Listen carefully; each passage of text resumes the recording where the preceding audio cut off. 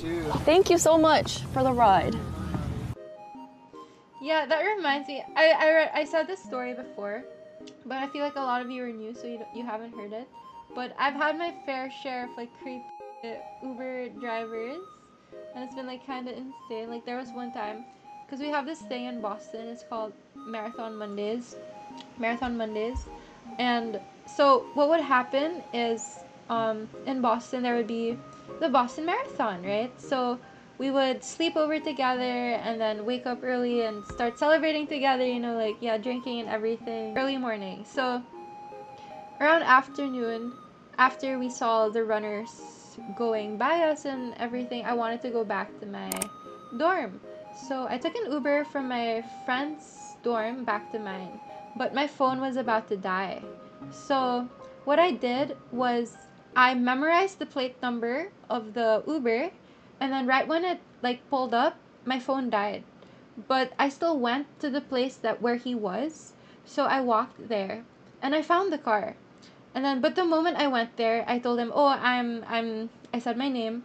I'm Katchii. You're my Uber driver." And then he was like, "Oh, I already canceled it." So I said, "Okay, do you have Venmo? Okay, I can just pay you on Venmo." And then he said, "Sure." All right. So I rode in his car. So he brought me back to my dorm, but the whole time he was being so creepy. He kept looking at me through the window saying, "Oh, you're so gorgeous. You're perfect."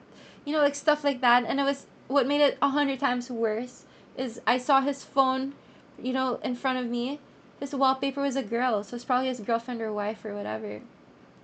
And then so I was just trying to like brush it off and be like, thank you, you know. But when he dropped me off to my dorm, I was like, "Okay, what's your Venmo? I'll pay you, okay?" And then he was like, "No, don't pay me. Just how about a kiss?"